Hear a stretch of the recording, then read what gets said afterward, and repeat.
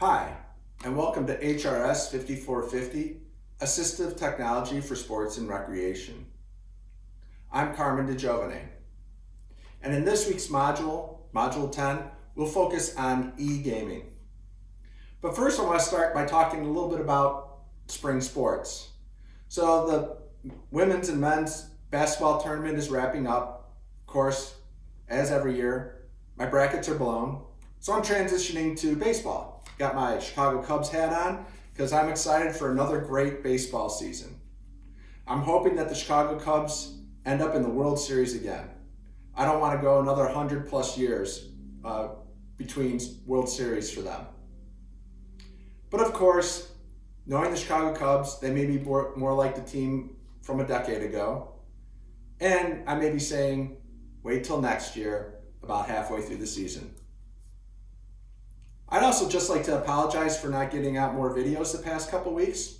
As with you, the semester has its ups and downs, and had a busy couple weeks the past couple weeks. So I wasn't able to get as many videos out as I wanted to, but I'll be getting them out to you for the remainder of the semester.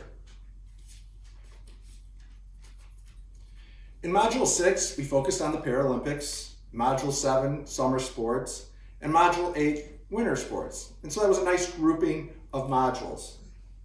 We then continued around some of the ideas around summer sports and Paralympic sports by talking about wheelchair court sports, wheelchair racing, and wheelchair track and field in Module 9. Wheelchair racing and wheelchair rugby are two of my favorite sports. I've been involved with wheelchair rugby for a number of years, but I actually got my start in this field because of wheelchair racing. Back at University of Illinois at Urbana-Champaign, had a chance to work on some equipment that was used by Gene Driscoll and Scott Hollenbeck. So check those two individuals out if you want to learn more about wheelchair racing back in the 90s. I also had the opportunity to hang out with Marty Ball and Rory Cooper, who were some of the pioneers for wheelchair racing. And so I remember one time I had a chance to go to dinner with them, and it was fun to hear the history of wheelchair racing, the transition in terms of the technologies. So I do love to talk about the technologies, the transition from 4-wheel to 3-wheel racing wheelchairs, and the types of materials that they use in the design of those wheelchairs.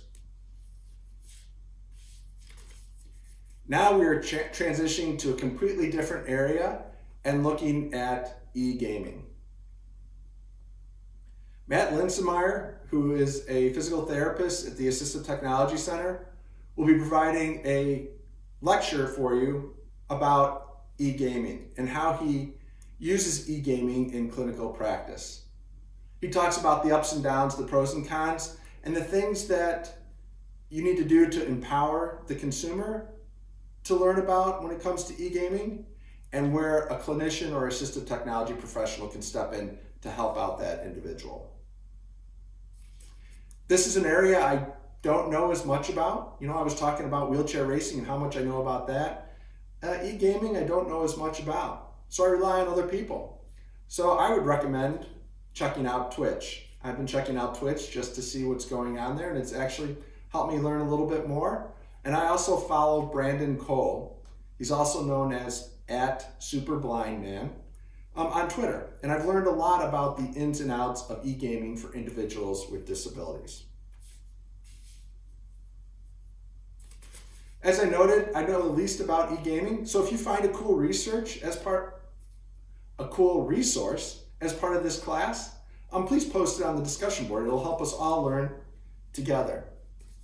And finally, I just want to finish with a reminder that this summer, Dr. Amy Dara and Sarah Anderson will have a course on e-gaming and rehab. It's a summer online course, so if you're interested in this, learning more about this field, then I recommend taking that course.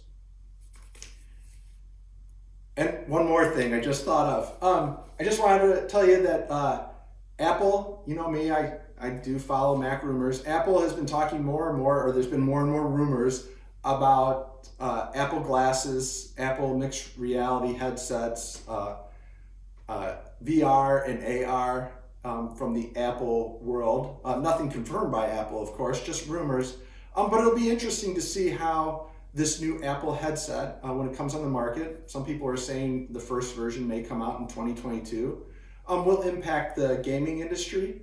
And of course, I'm interested in how accessible it is. Supposedly, there's going to be sensors in the headset to track the eyes, which I think would be really cool for people with disabilities. Okay, that's really it for this week. I know there's talked about a lot of information, but there's a lot of cool stuff going on in the e-gaming world. If you have any questions, feel free to reach out to me. My office hours, I think, are on Wednesday. They're either Tuesday or Wednesday, but just reach out to me and we'll schedule a time to meet if you have any questions. As always, thanks and have a great week.